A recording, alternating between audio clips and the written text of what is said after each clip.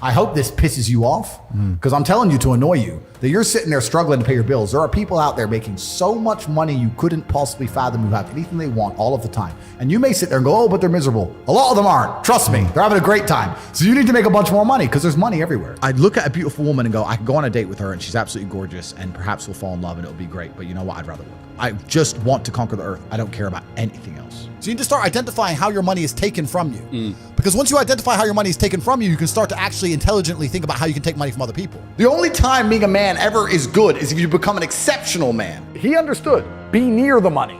I have no money. Money's over there. Well, let me get closer to it. Like, no point staying over here on my fucking own. Let me at least get closer to it. That was a 17-year-old kid.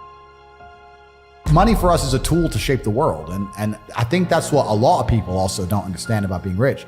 You don't want to be rich. You want to be powerful. That's what really is going to satisfy you in your soul. It's the power. It's not the, I can afford this, that. That's nice for a while. But really what makes you happy is there's 60 of these Bugattis on earth. Everyone wants one. Who gets one? I do. Because you can't have one. That's the fun of it, right? So it's power you're truly chasing. And if you want to be powerful, you can't be scared to invest money and spend money. A lot of people at home, if they want to make more money, need to invest in themselves. They need to invest in themselves. And maybe they've been taught, well, if I just save. Let me say to everyone here at home, if you are saving less than 10 grand a month and you're just saving, your chance of being rich is fucking zero. You need to go and do something else and make more. Invest in yourself, get knowledge, pay attention to mentors, start another business, open something. You need to do something because you're not going to save your way to the top. The average person at home, you're not earning enough to ever save. If you never save 100% of your wage, you're still going to be broke. You have to get to a level of earning. When I found out about I just learned about how they print money. I literally could not believe it. Money's not real. For 3 days, I'm sitting around, so I'm like, what the fuck is this? So they could just print this shit? Money is not real. It's not real. They just print it. It's not real. Fair. Please continue. Yeah, so money's not real. And I say that to people. And they so go, it's not about money. No, it's not about money. So what's it about? It's about power and control. Yeah. So I've been from the absolute bottom to the absolute top. I've seen it all. And once you get past a certain level of wealth, once you get past a certain level of money, but then you understand what money is, right? So we say about money not being real. Money is not real from a governmental perspective because they just print it. It's nothing. But money is truthfully the stored time and energy of other people. If you have money, you have stored time and energy of other humans. Because people are hourly rates. That's right. Because I can take that money and make someone else use their time and energy for X thing. So let's look at even American slavery, the slavery that most Americans understand. You're going to work for me. I'm going to give you a house and I'm going to give you food and you're going to stay here and you're going to work. Slavery is abolished. So now what do? You're going to work for me. I'm going to give you that. I'm going to give you some money. And that money is enough to only buy you a house and some food. We've just put money in the middle. Now, if I can make you do whatever I want for money, and I can print as much money as I want, you're my slave. Because I can print it from the sky and you need it to live. So you are my slave. Money's not real. So I have all of this money. I have the stored time and energy of other humans. And once you get past a certain level of wealth, you understand, which ties back to COVID, that you're not interested in money. What you're interested in is people. It's always been about having good people around you. You want a beautiful, doting, loving woman who's obsessed with you. You want good brothers who will stand by you and make you motivated. You want bodyguards who are going to protect you. You want people. And then you want to look at it further down the rabbit hole. You want to get more sinister. If you've been born into a lineage or a dynasty or the people who control the world, you want robot people. You don't want to be spoken to disrespectfully. In your empire, in your podcast empire, right? You now have a podcast.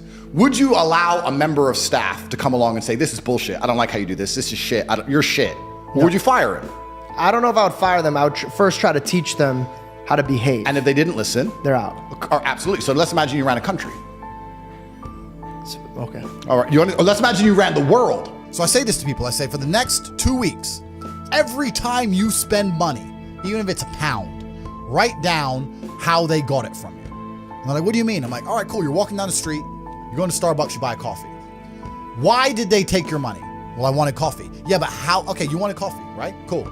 Did you only want a coffee because you saw Starbucks, or did you want a coffee beforehand? Why did you want their coffee and not another coffee? Did you buy a cake as well? Why did you buy a cake? All right, cool. So now you identified how they took your money. Then realize how they could have took more of your money. You bought a cake, but you didn't buy a sandwich. Why? The sandwiches weren't on display, or they looked cold, or they looked rubbish. Or the woman who was serving me was old and ugly. Maybe she was a young cutie and talked to me about bologna sandwiches, would have bought one. Right? So you need to start identifying how your money is taken from you. Because because once you identify how your money is taken from you, you can start to actually intelligently think about how you can take money from other people. I find it amazing when people say they don't have motivation. I have people come to me and say, I want to get rich, I don't have motivation, I want to work harder. I said, how can you not have motivation to get rich when somebody like me with a head start like mine is still working 18-hour days every single day, 7 days a week without having a day off? I'm gonna crush you. You don't stand a chance. I will beat you. And you're just gonna sit there and perpetually lose because you can't find the motivation to crawl up out the mud and stay a bug until you end up in your 15-minute city getting your 17th injection like a dummy, like a useless eater. All I do is work. Nothing is fun. I don't have fun. I don't even understand sports. I don't understand the concept of fun. The only sport I ever did was beating the shit out of people. Is that fun? I wake up every day and I think, how do I make my life better? Nobody else wakes up each day and goes, how do I make Andrew Tate's life better? So if you're not the person who's waking up every day going, how do I improve my existence? Then nobody is. Nobody on the planet is considering improving your one spin on Earth. No one else cares. Nobody else cares. So if you don't care, then you're fucked. So you need to wake up and care. And it's amazing to me, like you're saying, how did I find my mentors? I just tried a bunch of them. Like when I had no money, I would try very hard I'd listen to lots of different people, or I'd try different things. And I wasn't scared to invest in myself because I understand that, look, if he's taking time out of his life, then I need to reward him for it financially. And I tried very hard and I listened and I paid attention and I was never lazy. I don't believe there's a person on the planet who pays attention, tries their best, is never lazy, is on time, works hard, has a mentor, and is giving it his all, who isn't rich. I don't believe it. I think that if you do all those things, you're rich. And if you don't have any money, you're missing one of those key elements. Now you can fool yourself and you can fool everyone else and you can pretend you're doing them, but if you're truly honest with yourself, am I finding people who are trying to teach me what I want to know, and am I trying my best? And the answer is fucking no every time. Just even being around people with money is just a good place to be. I'll give you an example. I was in Romania and I have the largest car collection probably in Romania. I have 28 supercars, everything you can name.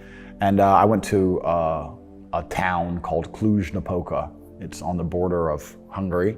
And I drove there in my Chiron and I parked up and a kid came up and he said, hey, can I take some photos of your car? I have a car spotting page.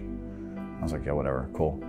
And he goes, yeah, okay, I'll just be a few minutes to this. So he took a bunch of photos and he come up to me and goes, hey, do you want the photos? And I was like, not really, I've already have photos. And he goes, oh yeah, okay. Well, if you want them, here's my email address. And I said to him, why do you do this? Like, you spend all day standing around taking photos of other people's cars. Is that not a waste of time? I thought it was a waste of time, but I was wrong. He goes, oh, well, I skipped school and I skipped college because I knew if I take pictures of expensive cars and email them to people, I'll have email addresses of the richest people in Romania. Yeah, smart. I was like, you're clever. I ended up hiring him. He works for me now. Yeah. I was like, I like you. He got himself a full-time job that day. So he understood, be near the money. I have no money. Money's over there. Well, let me get closer to it. Like, no point staying over here on my fucking own. Let me at least get closer to it. That was a 17-year-old kid. Now he's making 10 grand a month in Romania from me. So like, at least being closer to it. So you're right. People should, even if they haven't got a penny in the world, should be going to these meetings about real estate, about investing, that especially if it's cheap, they should go. Just meet other people who at least have money. Have conversations about money. Talk about it. How are you going to get what you don't talk about? Okay. When I'm sitting there and saying to men, look, life as a man is shit. It's always been shit. It's never been good. When men wake up and say, I'm depressed and life is hard and I'm sad and I'm struggling right now, I say, okay, throughout history, men have always struggled. Happiness is for children and women. Name a time in history it was better to be a man. Was it better to be a man in World War II? Was it better to be a man on the Titanic? Was it better to be a man in the Napoleonic Wars? Was it better to be a man when you were sitting in Vienna and the Mongol horde arrived, ready to decapitate any male and enslave all the females? When's it ever been good to be a man? Building the pyramids, was that fun? It's always sucked. The only time being a man ever is good is if you become an exceptional man, which is even something feminists admit, because feminists sit and complain about men and say, well, men have this, men have that, but they're talking about 2% of men. Fascinating. They don't talk about all men. They say men have the best jobs. 2% of men have the best jobs. Most men carry trash. So you're talking crap. So everyone accepts that the best possible human experience that exists is the top 2% of men. Anything below that sucks as a man. You're better off being a chick. So what I say to men is, look, life's hard. It's always going to be hard. It's always going to suck. It always has. The only way to get out is to become excellent and perform at a level where your echelon is so high that you get to live this brand new experience. You need to become strong and smart and interesting and charismatic. You need to become rich, powerful, well-known, connected. You need to do it. But could all men do that? No. So, okay. But I have to tell them the truth. When people come along to me and say, my life's shit, and I look at them and go, yes. I think a lot of the problem with people, especially in the world today, is they misunderstand the difference between a dream and a plan. And nothing good in your life is ever going to happen by accident. If you see a guy in fantastic shape, you don't say, how'd you get in great shape? And he goes, it just happened. Oops, I just fell. And no, he ate a specific way. He trained a specific time. He did specific things for a specific outcome. And it's the same with finances. And most people who are broke, if you say, do you want to be rich? Yeah, I want to be rich. How are you going to get rich? One day, I'll win the lottery. Yeah, dumb shit. You have no plan. You have no plan whatsoever, no actionable steps. No, you're not doing things daily. You're just hoping some point in the future, God's going to just dump it on your doorstep. Guess what? It ain't going to fucking happen. And unless you have a plan, a specific plan, I'm sure you guys had you had a plan and you worked hard to get to your points. I had a plan. Everything was like, okay, today we have to do day after day after day until you get there. And this is what most people don't have because they're too arrogant or too lazy. I don't think it's stupid. I think most people, if you laid out a plan and they tried their very best and they were willing to learn, could do it. I don't think people are too stupid to make money. They're just too lazy or too arrogant to make money. That's the problem with people. A lot of people are obsessed with the idea of happiness. And especially as a man, I think that happiness can actually be a very destructive motivator. And when men sit and say, I want to be happy, I want to feel happy. To feel happy, a lot of the time, you're looking for temporary hedonism. To be happy, you want to get drunk or take drugs or do something stupid temporarily, and it's very short-lived. I think you should instead be looking as a man to say, I want to feel proud. If you choose pride over happiness, you're going to make decisions that you're proud of and that people around you are proud of, and it's going to be better for yourself and better for society and better for everyone who loves you, everyone you care about. If you're the kind of person who searches for happiness, whether male or female, in my experience, people who search for happiness end up doing hedonistic, temporary, stupid things. When I find men who search to feel proud of themselves, I want people to be proud of me, and I want to be proud of myself, and I want to be respected. They often delay happiness. They often go through very difficult things and build things which are beautiful or build things which are difficult to do. They often go to the other side of fear to feel that pride. I did it. I faced my fear. I did it. Yeah. So I think as a man, searching for pride or searching to feel proud is a pretty positive mindset for masculine achievement. The reason I'm the luckiest man on earth is because God has given me endless building blocks to build a superhero. He's given me endless power. He's given me endless motivation. What did we say? Yeah. He's given me I have endless sources of power. I can sit here right now and recall events that will prevent me from sleeping for 2 to 3 days. That gives me a superpower that other men do not have. They want to go to sleep. They're tired. I can stop being tired for days at a time. I can just have a thought. I can remember, I can sit, close my eyes, and use the power of my brain to vividly remember events, and I will not sleep for days. And when people come to me and say, oh, this happened, I'm really sad, or my heart broke, or this bad thing happened to me, I say, good. Thank the Lord that he's given you this endless source of motivation. You're wasting it. That's your problem. But it's been given to you. Nitrous oxide has been given to you. You just have to use it in the correct way. So I'm the luckiest man in the world because all the bad things that happened to me have given me all the building blocks to become the most fantastic man on the face of the planet. I don't ever sit and concern myself with, am I spending too much? If I thought I was spending too much, I would simply find a way to make more money. And a lot of people talk about efficiency as well. I've had people talk about working smart, not hard. That is true.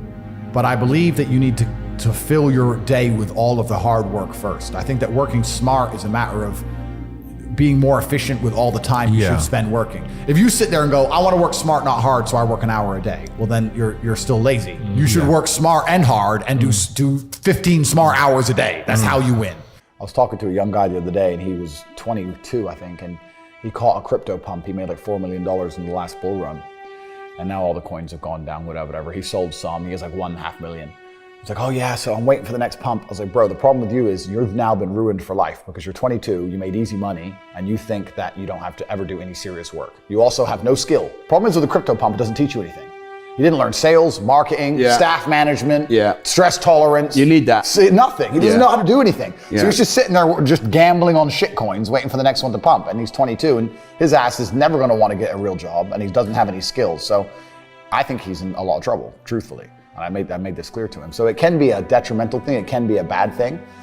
But in terms of making money, it's certainly easier than it's ever been because we live in a global marketplace now. You can reach the world, and all you have to do is have a message worth making people listen to. And it truly is the abundance mindset is true. I remember when I was broke. I thought everyone was broke. You do. Because I was broke. 100%. And then you get rich and you start thinking, shit, everyone has money. Every supercar I want is sold out. Every diamond watch I want is sold out. The private jet charters are full. The yachts are full. Like, as soon as you get rich, you start Who going, are all these people that got money? Who are they? I was just in Dubai and my houses are being built. They're going to be completed this year. I bought a bunch of them off plan. So I decided to rent. And I rented a house on the Palm. It was $25,000 a day, dollars. And I rented it. And I'm sitting there and the landlord comes and goes, I just got an offer for $35,000 a day. You need to leave. And I go, okay, well, I'll pay $40,000 a day. And then he came back and goes, the guy's offered $50,000 a day for a year. And I'm like, who am I even in a bidding war with? And I just left. I was like, you know what? Take it. I'll get another one. But like, there's people out there with money like you couldn't fucking fathom. There is so much money in the world. So you do get to a level of wealth. Another time it hit me, I was at Monaco. I was sitting around dinner in Monaco after it was on a car rally, funnily enough. And there's like 10 of us. And I just looked around the table by coincidence and I saw everyone's wearing a nice watch. And I thought, when I was broke, the idea, if someone told me they had 30 or 40 grand in the bank, I thought they were doing good. Now I'm sitting at a table, everyone's wearing a $100,000 watch. Nobody gives a fuck. It's just like, there's levels to the game. And when you get up to the top, you realize there's money everywhere. The abundance mindset, there are so many rich people. So if you're not where you want to be financially, I hope this pisses you off, because I'm telling you to annoy you, that you're sitting there struggling to pay your bills. There are people out there making so much money you couldn't possibly fathom, who have anything they want all of the time. And you may sit there and go, oh, but they're miserable. A lot of them aren't. Trust me, they're having a great time. So you need to make a bunch more money because there's money everywhere. Think of the harshest lesson. You don't even have to say what it is, but think of the harshest lesson you've had in the last few years. And think of how many times you had the easy way to learn that lesson. You could have just stopped being a dickhead before it got bad. Like that. Think how many times you could have just woke up and go, nah. Yeah. But we don't, do we? Nope. We wake up like, we got away with it. It's fine. And then bam, you get hit. There's only two ways to learn lessons, hard and harder. If you're smart, you take it the hard way. Real idiots take it the hardest way. Yeah. But there's no easy way to learn lessons. But when will you stop the work and take a step back? I don't want to. I don't want to. I don't want to. No. And that's my competitive advantage. I don't want to do that. The enjoyment for you is the work, not the... Completely. Other people are like, oh, I'm here now, so I can now go on holiday. I don't want to stop working. I don't want a holiday. I don't want to relax. Is this relaxing? I'm going to try and relax for the first time in my life. We'll do this here live on the podcast. Ready? Yeah. Ready?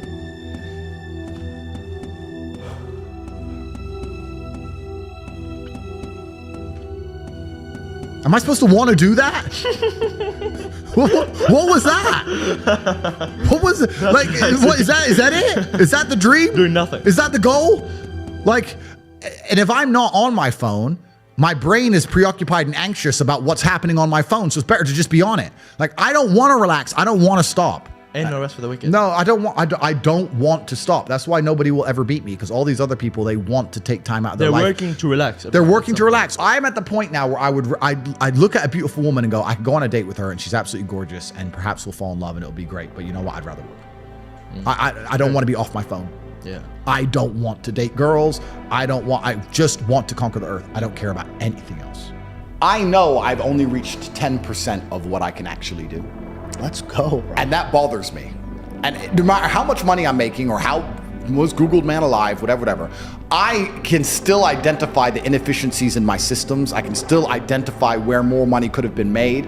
And money isn't that important, but like we said, money is a very simple way to measure success because it's numbers. Numbers are easy. Yeah. This number, that number. It's easy. What does a company do when it wants to measure the success of the company? It looks at the numbers. What does a YouTube channel do? It looks at the numbers. Numbers are easy. So if you're going to say, how do I be successful in life? Money's not everything, but it's a nice, easy way to measure because it's numbers. And then when you understand it's the time and energy of other people, you sit and go, okay, well, I have this large empire now and I have all these people who work for me and all these people I love and all these people I care about and all these children and all this going on.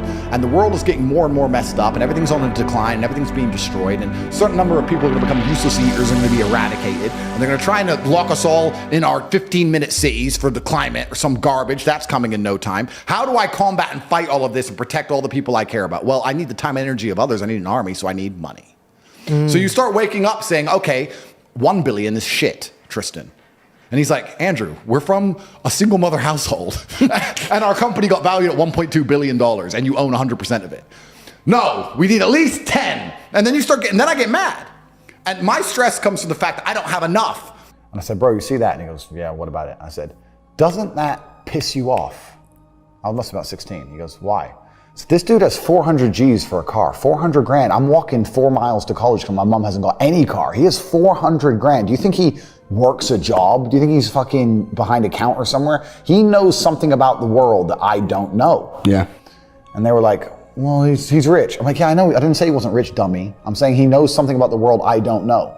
And I was intrigued and it angered me. I couldn't sleep for weeks. I was pissed off. Every time I saw somebody with genuine money, I understood that everything I was being told and taught and they were trying to make me believe just simply wasn't true. I was like, this is bullshit. None of these people are getting these things by following the path that the system is trying to make me follow. Yeah. Nobody, and everybody intrinsically knows this.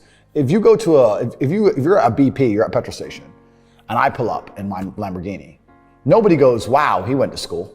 Yeah. He studied hard. Right. Do they fuck? They're like drug dealer, gangster. And they do that because they know that the easiest way to amass wealth is to break the rules, because the rules are not designed to allow most people to make money. You can make money within the rules, of course you can, but most people don't. Most people who follow the path work, consume, die. That's it. Yeah. So I always knew the same thing as you, and I knew there had to be another way. I knew that just working for money was a paradigm that wasn't true. And then you understand making your money work for you, and you understand delinking your time from money. Yeah. You start learning to understand these things, but eventually you build a system and you build an ecosystem like me. I have 60 or 70 people work for me all around the world. And things just happen and money just kind of appears as long as everything's well organized. Do you think? And life really doesn't have to be that complicated. When you see somebody that has something you want, you just got to try and work out how they got it. Yeah. And that's the missing part. Most people see people with things they want and they don't do the second half. They don't try and work out how they got that thing. Oh, my man has a Ferrari. Okay. I wish I had a Ferrari. Okay. They don't sit there and go for an hour, how did he get a Ferrari? It doesn't cross that part is the part they don't want to do, right? They just go, oh, he has a Ferrari, wish I had a Ferrari, and they go back to TV. Yeah. And that's why they lose. If you don't want to buy a jet and you don't want to buy a yacht, you're never going to need more than $20 million, really, because there's nothing to buy. And you can rent the yacht and the jets. You can charter yachts, you can charter jets, which is probably smarter anyway. I had a jet, I owned one for a few months, and I sold it. And the reason I'll never buy a jet again. They can track it. All these on Twitter are tracking them. That's Top what- G's jet. I'm not having it tracked. Bernard Arnault, the LVMH guy, he just sold it now. Because I don't want everyone knowing where I am all the time. Yeah. You can buy a nice house in most places on the planet. You can buy 2 or 3 cars. You can buy some diamond watches. You can buy some nice clothes. And that's all there is to buy. What's actually kind of amazing to me is when I was poor, I thought if I got rich, I'd buy all this stuff. And now I'm rich and I can buy anything I want. And there's nothing to buy. There's nothing to buy. Clothes, I already have too many. My wardrobe's completely full head to toe. Don't wear most of them. Diamond watches, you get 10. How many do you really need? Cars, I have 28. I drive like 4 of them. Like, what's there to buy? Coffee, dinner. Yeah, true. There's nothing to buy. So the money is just about influence and power. That's all it's about. All I know, what I will state as a matter of fact, is this world is hyper competitive, especially as a man. Most men are walking through life and they don't realize that it's constant competition. And this is my point. If the world is truly that competitive, you do not have time to be depressed because it's a non-competitive mind state. You could be depressed for X, Y, Z, whatever. I'm not depressed. And I want the money you want, and I want the girl you want, and I want the status you want, and the car you want, and the house you want. And I'm going to get it, and you're fucking not. You're playing a game, and it's a competitive game, and you need to build a mindset that allows you to be ultra competitive. And if you want to sit there and say, no, I want a non-competitive mindset, then fine. You know what you call people who do not win competitions? Losers. Correct. Yeah, I think I had the best possible upbringing a person can have, which is good parents and no money. I didn't get famous or rich young, which I also thank the Lord for. I think a lot of these people who get famous online quite early, I think they miss out a lot of life. It's not real life. It's not real life. It's not real life. No, I had real jobs and I did real things and I was really broke and I was really on the bus and really trying to pay rent and doing real stuff for a long time. I always say I'm not rich. I'm a poor man with a lot of money. I always used to say that. And I don't want to brag or anything, but just because I get asked this question a lot. I've been extremely successful. I have hundreds of millions of dollars. In fact, I think our last valuation across everything we own we're almost at B now. So we're doing very, very, yeah. I'm a billionaire. Top G's a billionaire. So we're doing extremely well. That's the first thing. The second thing, it's great that you say that because I completely agree. Because if you're born with everything, if you're born with all this money, that you have no aspiration, nothing to actually grasp onto and trying to achieve, then money doesn't make you happy. But then you can analyze this from another angle, right?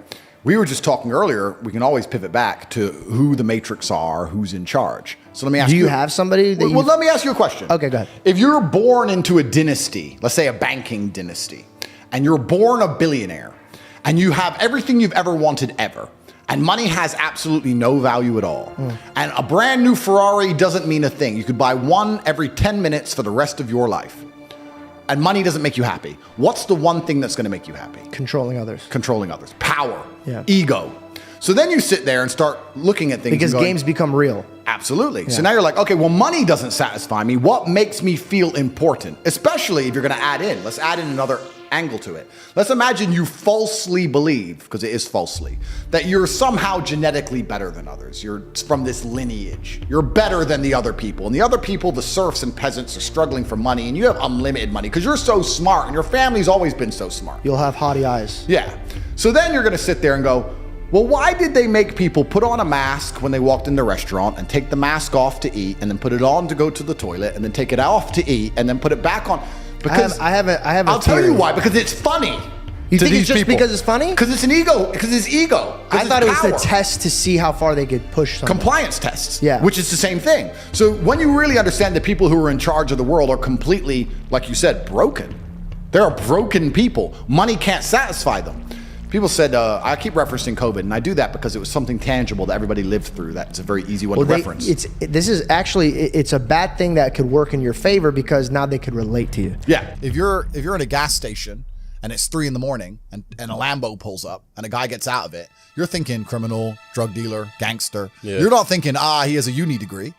Because you're not going to think that. So when you see money, people don't even associate the money they see with university. But then they go, I want to make money, so I'm going to university. It doesn't make sense. It doesn't make sense at all. So I think everybody knows that the system and the path they lay out for you is not a path that's going to lead to where you want to be. And I didn't know what the other path was, but that intrinsic distrust for the system and that distrust for the things they wanted me to do made me search for other avenues. And then I found them, right? And if you speak to the people who are richest, if you speak to the people you know, this is for everyone at home as well, if you speak to the people you know who have the most money and go up to them and say, hey, what made you rich? None of them say school. Do any of them say school made me rich? I got an A in GCSE. Like, who gives a shit? It's bullshit, right? So it's all indoctrination. So I knew it was indoctrination, and for that reason, I was always searching. And if you're searching, you're going to find. Yeah. So The average people come to me and say, what do I do? I'm just the average guy. And my only answer is stop being the average guy. It's my only answer. You can't just be the average guy anymore. The idea from the 1950s that you can just be the normal, average, law-abiding, hard-working citizen and you'll have a good life is gone.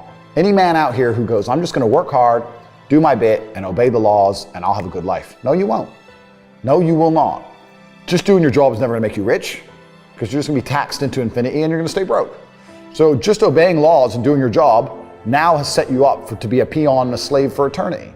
You have to get yourself in a position where you're making enough money that, I'm not saying laws can be broken, but there certainly can be bent. I mean, I think you know this with accountancy and the way that tax laws work. You get to a certain level where it's like, okay, yeah, we can just put that one to the side. We can twist that one around. Arnold Schwarzenegger says, break the rules, but don't break the law. Completely, yeah, and that's basically it, right? So you get to a certain level, and that's where it's really interesting because the average peon, their answer to all this is, we need to tax the rich. Because they don't understand how money works, and they don't understand how the world works, and they think that rich people are out here working some kind of job that you can tax. yeah. I've spoken to dudes and like, yeah, I had a bad couple months. Why? Oh, my girl left me. You've wasted months? You've wasted months over some like you had think of how much God loves you to have given you the grace and given you the opportunity to waste months of human time over some chick. Like, talk about blessed head to toe. If I waste months, empires are going to collapse. I'm going to end up in a cell or dead if I waste months. I have things to do every single day. I can't waste a second. Like, these people are just absolutely infinitely blessed. And their mindset is a product of that because they're spoiled children. Absolutely spoiled children. If you're going through life with any other mindset besides a hyper competitive one, where you're capable of competing with some of the most dangerous men on the planet in all their forms, me and my network, and also my competitors. If you don't have that mindset, then you have to understand that you are spoiled. Yeah. You're spoiled by your reality. I believe there's only 3 reasons people are not rich. One of 3 reasons. They're either stupid, arrogant, or lazy. Stupid is actually the smallest category. People think, there's a lot of stupid people. There are, but I know a lot of stupid people with a lot of money, right? There's so much money in the world. To be too stupid to generate money, I think is less than 5% of the population who are genuinely too dumb to ever make a good wage. Then you have arrogant and lazy, and these are the two most common. Lazy because people just, oh, you know, but I need time to myself. Oh, you know, but it's the evening. Or, you know, it's hyper competitive. There are people who do not need times to themselves. There are people, there's an Indian in Islam, or there's a guy in Islamabad who'll do your job online for $3 an hour and he doesn't sleep. You're gonna lose, right? So if you're gonna be lazy in any regard, you have to understand there are people like me who are billionaires who work 18 hours a day. When I finish this, I get into my car and I open my laptop and I work on my way to my next appointment. And then I'm gonna work all night till the day I go. When I go to sleep, I close my laptop and I'm asleep a minute later. I work, that's all I do. So lazy is a big problem because people go, oh, but I just want to relax. If you just want to relax, that's fine. But you're competing against people who just don't want to relax and you're going to lose. And the last, and I'd say that's around, a lot of people have that element to them. A lot of people are lazy. That's about 50% of people. But the main reason people are not rich is because they are arrogant. 50% of people are brutally arrogant. And I'll give you an example. I have a school where I teach people how to make money online. It's called The Real World. It was called Hustlers University. It's now called The Real World. TheRealWorld.ai. You can see it at CobraTake.com. I sit here as a billionaire and I sit and say, I will teach you how to make money online. Anybody, 18 modern wealth creation methods. It's $49 a month and I will teach you. And people will sit there in their brutal arrogance and as a brokey with no money and go, yeah, but can he really teach me? I have everything you've ever fucking dreamed of. I have all the money. You have nothing. And you're so arrogant that you believe you know more than me or that you can do it without me or that I don't know how to teach you. The arrogance of people is truly mind-bending. If you know so much, why are you broke? You obviously don't know. If I want to learn how to box, I wouldn't walk into a boxing gym, find a guy who can box and go, yeah, you know, not bad, but can he really punch? Like, this is how people think when it comes to money. You guys are all successful enough. You can sit there and say, look, I do X, Y, Z. I have X, Y, Z. You don't have it. So do you want to learn how to play piano from the piano teacher, or do you want to sit there as an arrogant brokey? Most people are brutally arrogant, and you can sit there and you can try and help them, and they're just so arrogant. They think, oh, I can do it myself, or I'll work it out myself. I don't need help. And it's arrogance, and it keeps them at the bottom. Everything great that's happened to me in my life, someone taught me. I had a kickboxing coach. My dad was my chess coach. You get taught things. To sit there and think you're too good to learn, well, this is the problem. Most people are broke. Most people are broke because they're arrogant, bro. It's the truth. It's nothing to do with how stupid they are. They're just arrogant people. You know what's a fantastic motivator for men? Shame. I'm telling you now, it works. Shame. If I'm around my house and someone was getting fat and all of us were to go, you're a fat fuck, what are you eating that for? I guarantee they'd train. Shame works with men.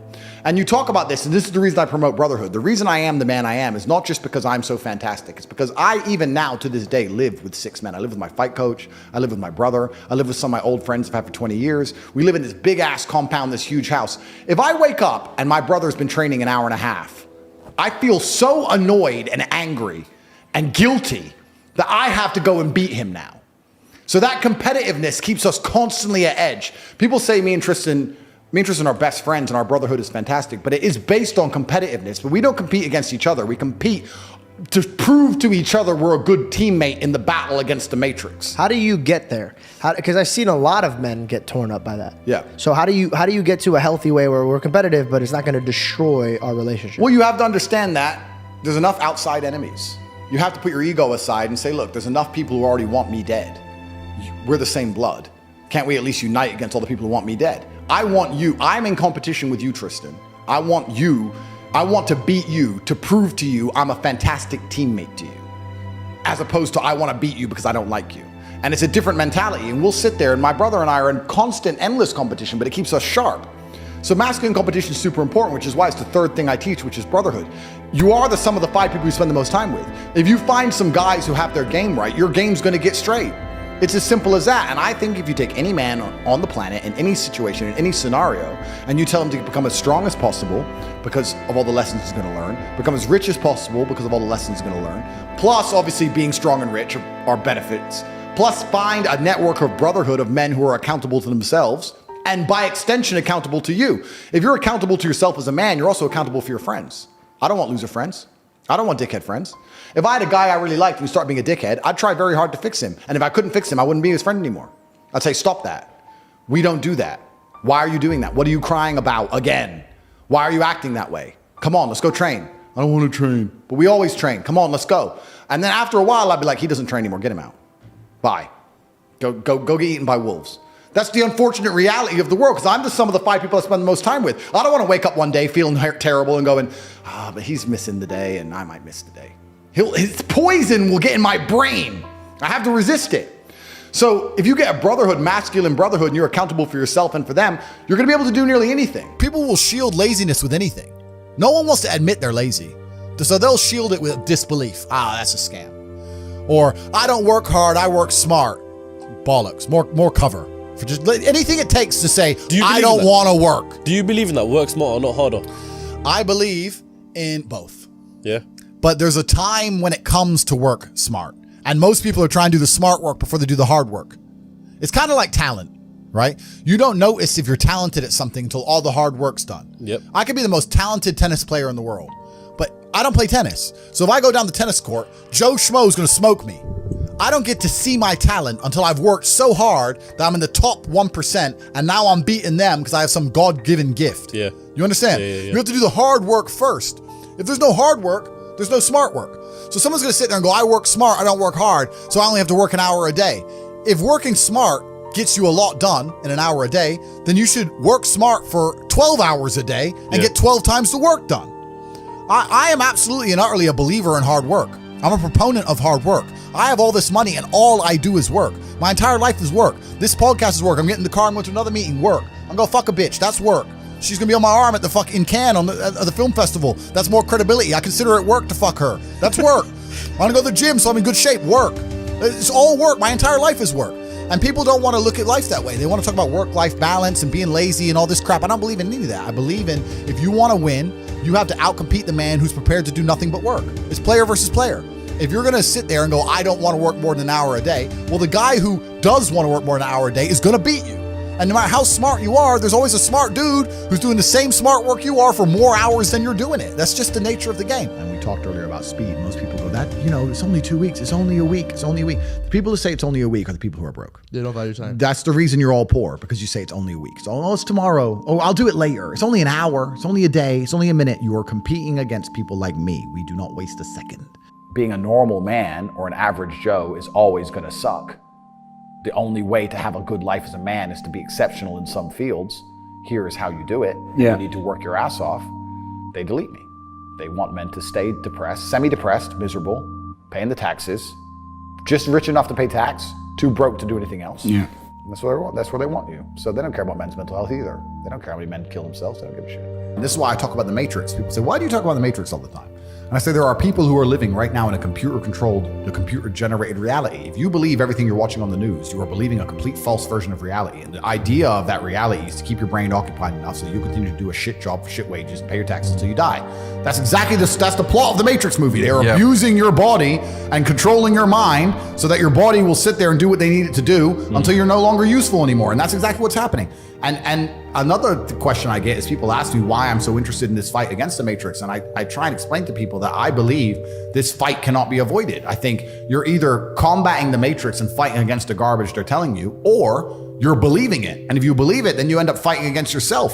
You end up fighting against your own mind. You can't avoid the battle. If you're a full-grown man and you believe everything that's on the news, you're going to end up fucking semi-depressed, divorced, miserable, broke. Like your life's shit anyway. There's no way to escape this fight. You're either buying their crap and fighting against your mind, or you're fighting against their crap. There's no other way to do it. I've never met somebody with a fantastic life who did not completely and utterly believe in themselves. I've never seen somebody massively succeed and they didn't believe in themselves, ever. I've never seen somebody who just allows life to happen to them and become blown off course by some sadness, end up doing massively monumental and important things. I've never seen it. And if she leaves me afterwards, let's say she just likes to leave men, I don't care. Yeah. I'm still working. You're still crying. You can't possibly ever beat me. I'll continue to beat you into eternity, as will my bloodline. You will sit and pay the price for the rest of your human years. Even your ancestors above you are disappointed in you, and your offspring for the rest of your lineage will look up and say, my great-great-great-grandfather was a loser because I broke his heart, and now we've been broke ever since. Yeah. Chess and fighting are remarkably similar. Very. You have to know what your next move is going to be countering his next move. And there's no luck.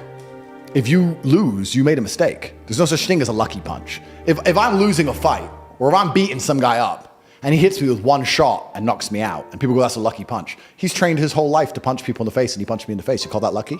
I call that good. I think it was a very good punch. Excellent. Probably his best punch of his career. No such thing as lucky punches.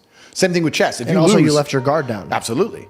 It's my fault. Same thing with chess. Brutal self-accountability. If you lose, you made a mistake somewhere. How do you learn that? You have to go back, reflect. You have to watch the game back, play the game back. Where did I make the mistake? You don't blame your opponent. You blame yourself always in chess. It's self-accountability. So when I stopped playing professional chess, I decided to move over to fighting because they're very similar. It's one-on-one. It's not a team sport. So that's why I chose to fight. But I never considered fighting fun. I never took it as, ha, ha, ha, this is fun. I was out to hurt people. For real. Firstly, let me tell you something about myself and most rich people. We don't own anything.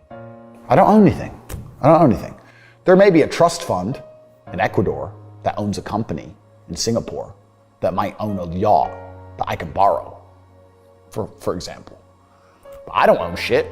So that's the first thing. The second thing, you have all these different jurisdictions around the world. It's extremely complicated. How are you going to tax a rich guy? He has houses here, houses there, company here, company there, all the companies making a loss. Does Starbucks pay tax? No, Starbucks supposedly doesn't make money.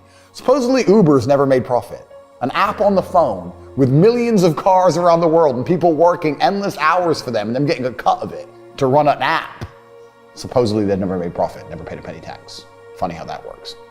You can't tax the rich. It's too complicated. You can't tax the rich. It doesn't work. All you're going to do is just drive them into other countries. If England right now today were to announce a huge tax on the rich people would just go, oh, cool, I'll base my company out of Belize.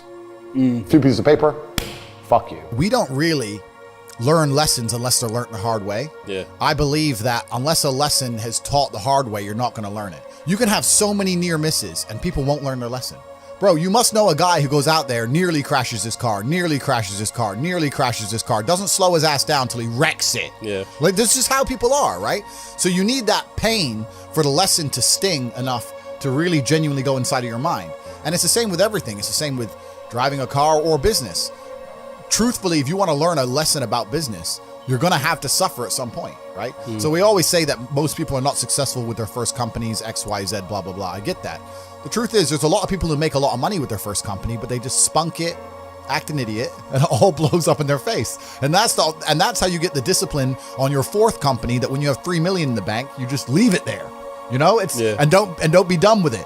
So you need to go through some pain. You need to experience some negative things. You need to have to a degree some trauma to really even learn any lessons. So yeah, business studies. You're right. The book.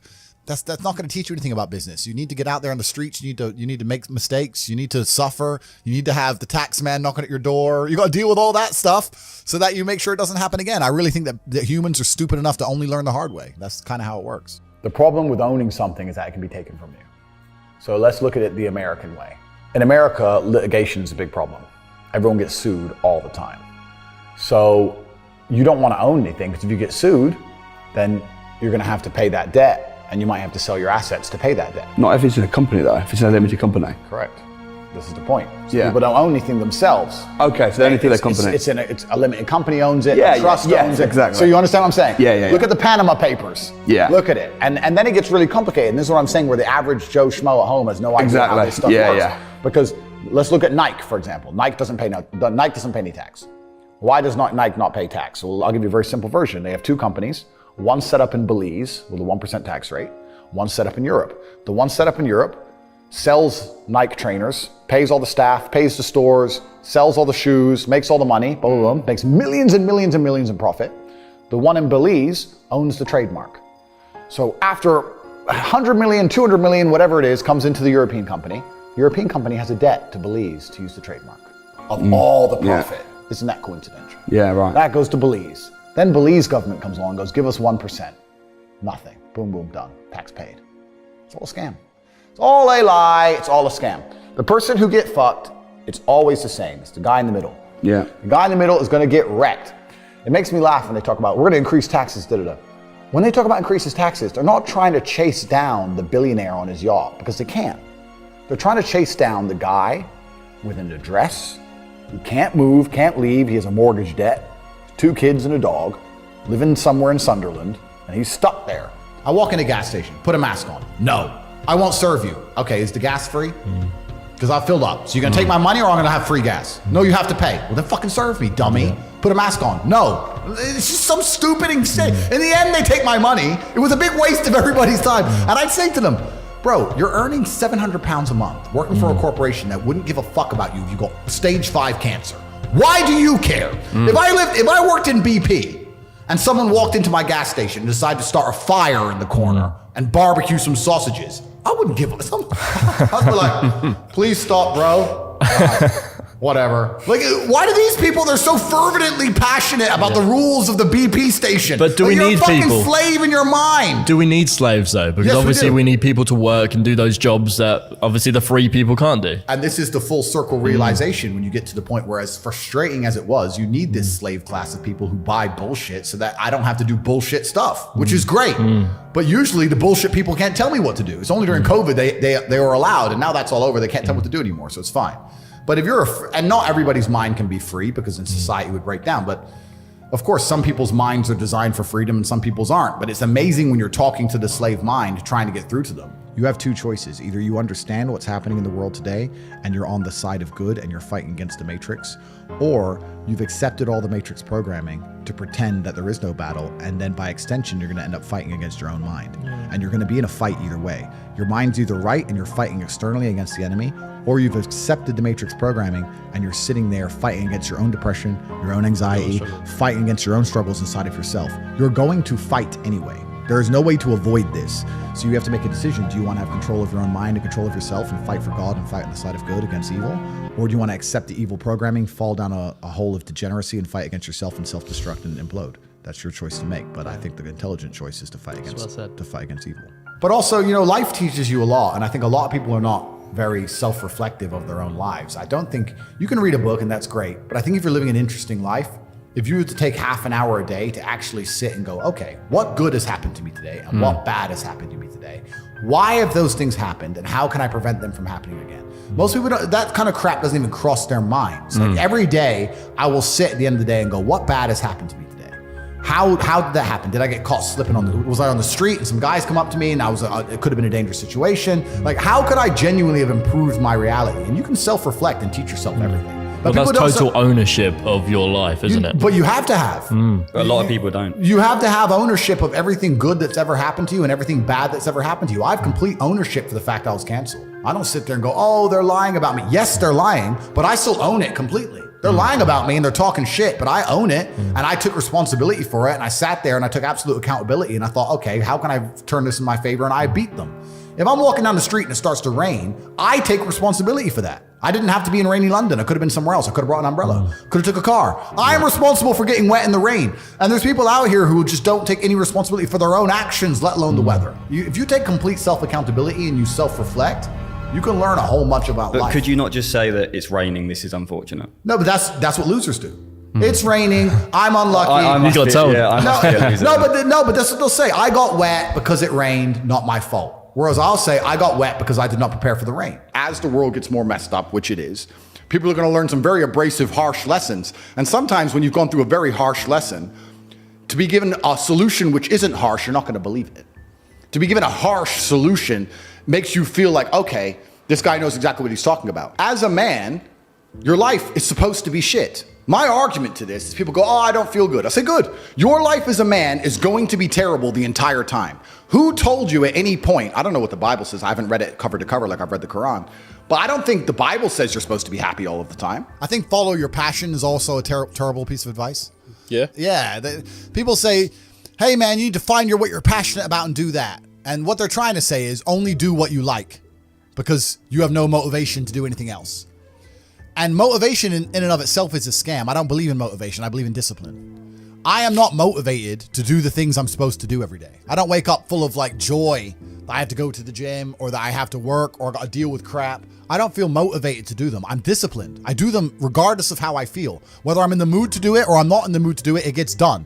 That's discipline. Discipline's a real thing. Motivation is fleeting. Yeah. You're never going to be permanently motivated. So when someone comes along and says, oh, do what you're passionate about, what they're saying is you'll have endless motivation and then you'll be able to try hard. If you're the kind of person who can only try hard at something he enjoys, then you're going to fail. Because most things you enjoy don't pay any money. If they paid money, you wouldn't enjoy them. It's called a job, right? Nobody likes their job. You like your hobby. I'm sure you like playing video games. Maybe 1%, 0.1% can make money from video games, right? Most people, you ain't ever going to make it. Yeah. Do you think the guy in China who owns a concrete plant is passionate about concrete? You think he's sitting there stroking it at night, naked in bed? Fuck no. It's money. Be passionate about success. If you're passionate about money, then you can be passionate about anything. I'll be passionate about any business on earth that pays me. If you pay me $1 billion to dig that hole, I'll be very passionate about that hole. I will dig that hole with passion for the cash. Yeah, because you know the cash. For the money. Yeah. That's right. So when people come along and say, oh, you need to find something you're passionate about, follow your passion. Bro, you're going to follow your passion to the fucking food bank. You're never going to make any money that way. You have to sit there and go, what is going to pay me? It's not about detaching yourself from your emotions. I feel every single emotion. It's just about using them. It's using them all in a positive direction. Yeah. If I feel extremely happy and excited, I'm going to use that as motivation or energy to do amazing things and do good and work hard. If I feel absolutely depressed and distraught, I'm going to use that as endless energy and motivation to do amazing things and work hard. It doesn't matter what you give me. Energy cannot be destroyed. It can only be converted and transferred. It doesn't matter what fuel you give me. If you give me diesel, petrol, kerosene, vodka, doesn't matter what you put inside of my engine. Hard work is gonna come out. Absolutely. Success. That's all I know how to do. Yeah. That's all I know how to do. It doesn't matter what fuel you put in my engine. My engine only knows how to do one thing, and that is succeed. That's all I know how to do. Yeah. So it doesn't matter what you feed me with. I'm going to be massively successful regardless. When I was broke, when I was on a council estate in Luton, I thought everyone was poor. And now that I have money, it kind of feels like everyone's rich. I go to buy a plane and they're like, no, I'm sold out. I thought you fucking sold out of planes? I go to buy a Bugatti and they're like, sold out. I'm like, all the shit's Who are these people? Yeah, everyone's bought everything. Like, Yeah. And it's crazy how many people out there have such ridiculous sums of money, truly ridiculous sums of money. There are so many rich people in the world, and it's kind of like your reality is based on, it's the Matrix, right? If you're broke, everyone's broke. If you're rich, everyone's rich. And a lot of people have this separation. I was lucky to live in both worlds, but a lot of people have this separation. Yeah. So I've had this conversation with a bunch of people, and my basic premise is that I refuse to believe in things that take power away from me. If you are in a haunted house and you believe in ghosts, you're scared of the haunted house. If you're in a haunted house and you don't believe in ghosts, you're just in a house and you don't care. So I don't like the idea when someone explains to me the idea of one day waking up and being miserable and not wanting to live anymore, and it's nothing to do with my circumstances and I have no power over it, and no matter how good my life is, I'm still gonna feel terrible and I'm gonna wanna die. That's not an idea I subscribe to. That's not a reality I'm ever gonna want. But that's for a myself. reactive depression, isn't it? You can be reactive depressed for the day, for example, or Feeling for a while. Or even chronically, you know? Feeling depressed is real. Yeah. Depression as a disease, I do not subscribe to. The idea, I believe, that if you feel depressed, something is depressing you, and you should try your best to fix it. You should take control of your life and do your best to fix it. The idea, but they don't say that. They don't talk that. They say depression like it's this magic thing that comes out the sky and it gets in your brain. You're sad no matter what, and there's nothing you can do about it, and you need to only take pills. And I think that's a very bad way to look at the world, and that's a bad idea to subscribe to. And if you start to feel depressed, let's say your girl leaves you and you start to feel depressed, but you believe in the idea of depression, you're now going to start diagnosing yourself as clinically depressed, self-hypnosing yourself into hypnotizing yourself into being clinically depressed. And it's amazing how you can speak things into existence. I cannot become depressed because I don't believe in it. I think we're here to struggle and to learn. I don't think we're here to be happy. That's why when we keep going back to the happy argument, I've always found that kind of frustrating and annoying. When someone goes, oh, but I want to be happy. Why? Why? Why do you want to sit there and laugh?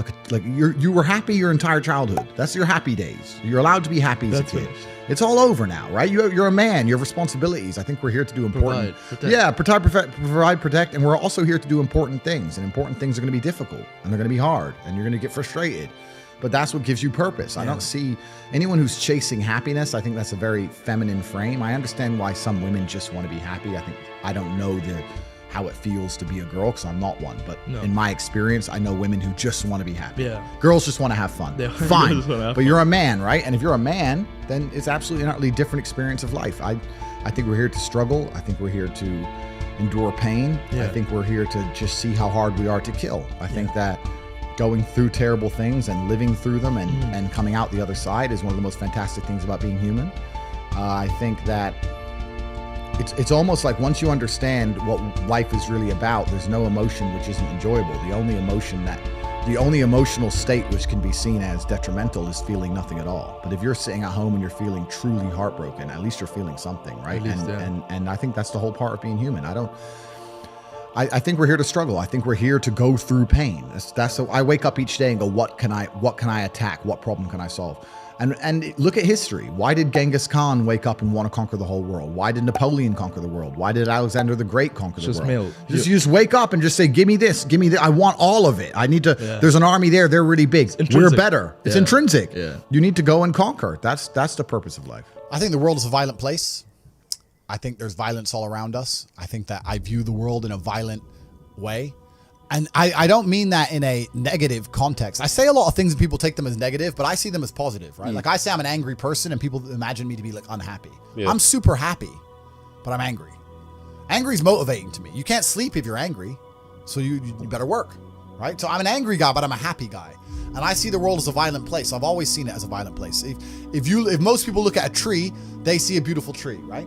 If I look at a big, strong, beautiful tree, I think he must have fucked up every other little sapling around him. He took all the water, took all the nutrients, he destroyed them all. There was once 20 trees, and all 19 are dead. And they got one tree left, the big G, top G tree. Top tree. Tate. That's it. That's violence.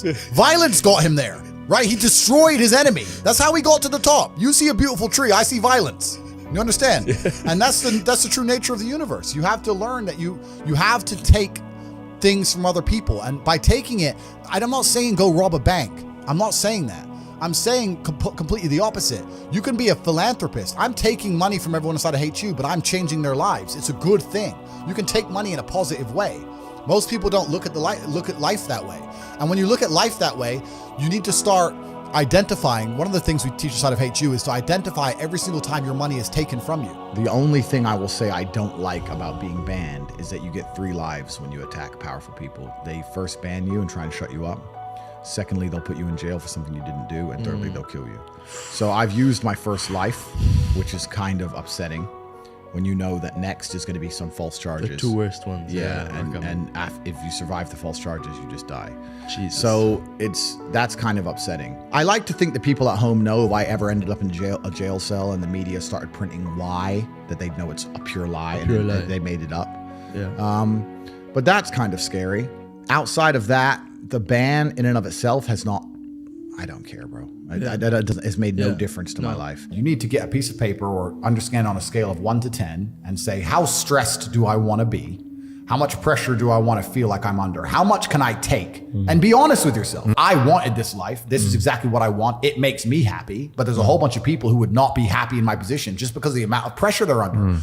In my last cancellation, we had press trying to find my mother, family members doxxed. My last 20 ex-girlfriends called and offered a bribe, effectively 100,000 pounds, to a negative story on me. None of them turned. Bank accounts frozen, travel bans, all my social media is deleted, all over the news, national news, that I'm evil, press releases in the schools saying that I'm bad for young men and I'm misogynistic. Like, most people are not prepared for that level of pressure. I slept fine. Most people would be like, whoa, there are death threats. Like, most people can't handle that. I can handle it fine. Most can't. You have to decide what you want to deal with. So when you're setting your expectations, it shouldn't just be about how much money you want to make. It's truly about how stressed and how much pressure do I want to be under. I actually enjoy it. I'm a warrior. I'd be bored in the other way. I want people coming for me. That's what I want. But if you don't want that, then don't build a life that does that. I think if I were to talk to Tyson, or Tyson were to talk to anybody, he'd say the same thing. He'd say, look, end of the day, even if you're struggling, it's you that's going to have to get up and get the work done and change your life. I think that a lot of the help, which is being purported now by the system, by the Matrix, isn't designed to help. I think it's designed to keep people in this state of depression, because when you're depressed, you're submissive. You don't care about what happens to you if you're depressed. Depressed people aren't going to riot against a new law or against COVID tyranny because they're depressed. They're too busy. They're at home and they're sad. I think that keeping everybody in a degree of semi-neutral depression, semi-sad, is good for their ability to control all of us. So when they go on the TV and say, you're depressed, it's a disease, you can't fix it, there's nothing you can do about it, it's not your fault, I think they're just trying to reinforce in your mind that you're never going to get better. I think if they really cared, they'd say, like Tyson Fury says, you're depressed, but you can beat this. You can do this. I don't hear them saying that very often. They just sit there and say, everyone's depressed and it's normal. Accept it. And I don't accept that. I don't accept that. I don't think people should sit there and accept that they're sad. Change it. I think only you can change it. That's what I believe. God created us to learn and understand ourselves and understand other people and understand the world. And what did I say earlier? I said that you don't learn a lesson or you don't appreciate something without pain. So you have to struggle to learn anything. There's only 2 ways to learn things, the hard way or the harder way. If you're smart, you can learn the hard way. But in my experience, 99% of the planet only learn the hardest possible way. If the lesson's even 85% effective, they'll make the same mistake. It's only when they completely decimate and destroy an element of their life do they sit there and go, oh, oops, now I get it. No. That's how it goes. If you start with a good team, you're going to make it. That's really true. Brotherhood in and of itself is so valuable. If you sit around with 20 people and none of them are lazy and none of them are snakes, you're going to be fine. So you need to have people you can give work. This guy's in charge of this thing. That guy's in charge of this Delegate thing. people, different roles, different tasks. Absolutely. You got to have a team. You got to have a network. And my network is so strong. That's one of the big advantages I have. I have people around me who I can genuinely, seriously trust.